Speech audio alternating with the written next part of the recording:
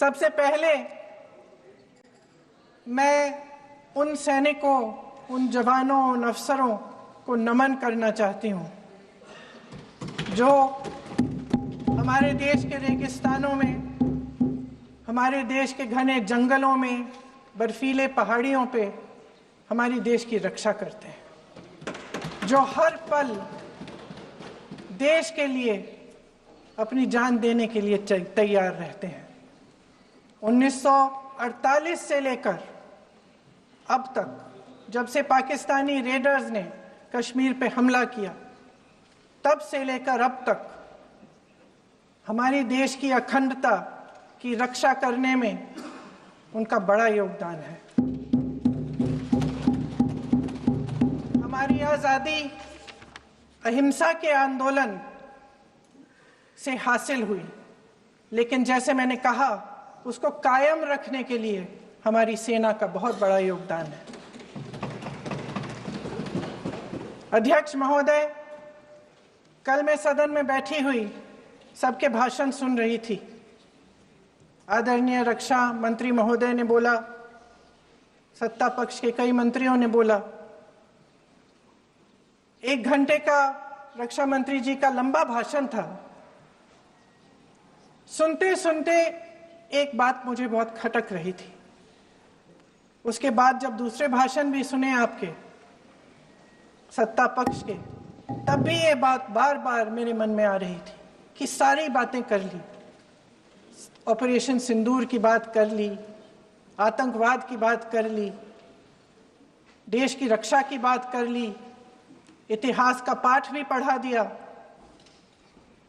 लेकिन एक बात छूट गई। उस दिन 22 अप्रैल 2025 को जब 26 देशवासियों को अपने परिवार के सदस्यों के सामने खुलेआम मारा गया, तो ये हमला कैसे हुआ, क्यों हुआ?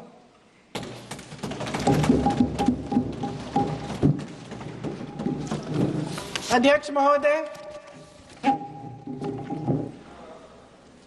ये लोग बैसारन वैली में, पहलगाम के पास कश्मीर में क्या कर रहे थे?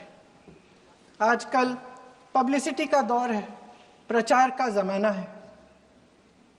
कुछ समय से हमारी सरकार ये प्रचार कर रही थी कि कश्मीर में आतंकवाद खत्म हो गया है, कि कश्मीर में शांति है, अमन चैन है। प्रधानमंत्री जी ने खूब भाषण दिए, देशवासियों को कहा कि चलिए कश्मीर चलिए, सैर करिए। कई बार मैंने ये भी देखा मीडिया पर, टीवी पर, कि कश्मीर जाइए, जमीन खरीदिए, अब वहां अमन चैन है, शांति का वातावरण है। इसी बीच शुभम द्विवेदी, एक कानपुर के नौजवान, और उनके पूरे परिवार ने तय किया कि वो कश्मीर जाएंगे। शुभम द्विवेदी की 6 महीने पहले शादी हुई थी।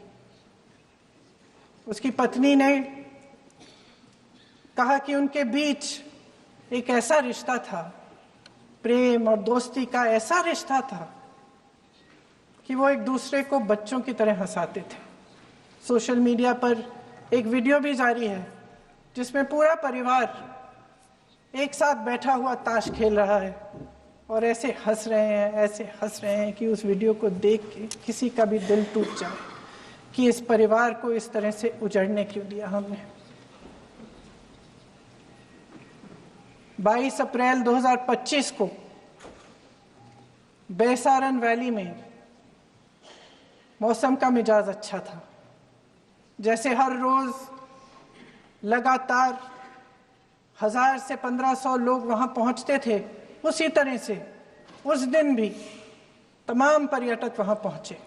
वहां का रास्ता आसान नहीं है अध्यक्ष महोदय जी, जंगल से जाना पड़ता है, पहाड़ों के बीच जाना पड़ता है, घोड़े से जाना पड़ता है। ये परिवार वहां पहुंचे, मौसम सुहाना था, उनके बच्चे ट्रैम्पोलिन पे खेल रहे थे, कोई जिपलाइन कर रहा था, कोई चाय पी रहा था, तो कोई कश्मीर की सुंदर वादियों की ठंडी हवा का मजा ले रहा था। शुभम अपनी पत्नी के साथ एक स्टॉल पे खड़े थे। तभी अचानक 4 आतंकवादी जंगल में से निकलते हैं और शुभम को वहीं अपनी पत्नी के सामने मार डालते हैं। उसके बाद वे वहां से पूरे वैली में 1 घंटे के लिए लोगों को चुन चुन कर मारते हैं। किसी के पति को अपनी पत्नी के आंखों के सामने, किसी के पिता को अपने बेटे के सामने, चुन चुन कर 26 लोगों को मार डालते हैं। शुभम की पत्नी घबराकर वहां से भागने की कोशिश करती है, अपनी जान बचाने के लिए जंगल की तरफ दौड़ती है। वहां पता चलता है कि तमाम लोग जंगल की तरफ दौड़े हैं और अपनी जान बचाने की कोशिश कर रहे हैं। कोई अपने बेटे का हाथ पकड़ के पहाड़ों पर घसीटता हुआ जा रहा है, कोई कश्मीरी घोड़े वालों और गाइडों की मदद लेते हुए चले जा रहा है।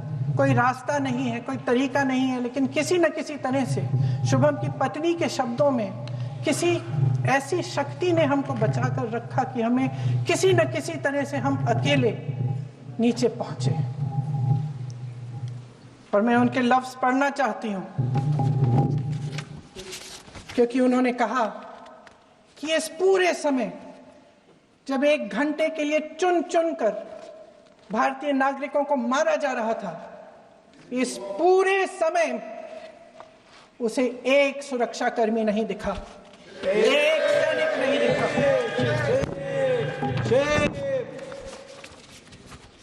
शुभम की पत्नी ने कहा, कोट, मैंने अपनी दुनिया को खत्म होते हुए देखा। अपनी आंखों के सामने एक सिक्योरिटी गार्ड नहीं था।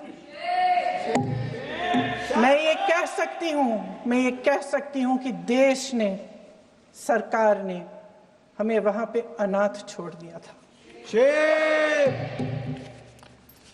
सिक्योरिटी क्यों नहीं थी वहां? वहां पे एक सैनिक क्यों नहीं दिखा? क्या सरकार को मालूम नहीं था कि यहां रोज 1000 से 1500 पर्यटक जाते हैं? क्या सरकार को मालूम नहीं था कि यहाँ के को पहुंचने के लिए जंगल के रास्ते से जाना पड़ता है? अगर कुछ हो जाएगा तो लोग वहां से निकल नहीं पाएंगे।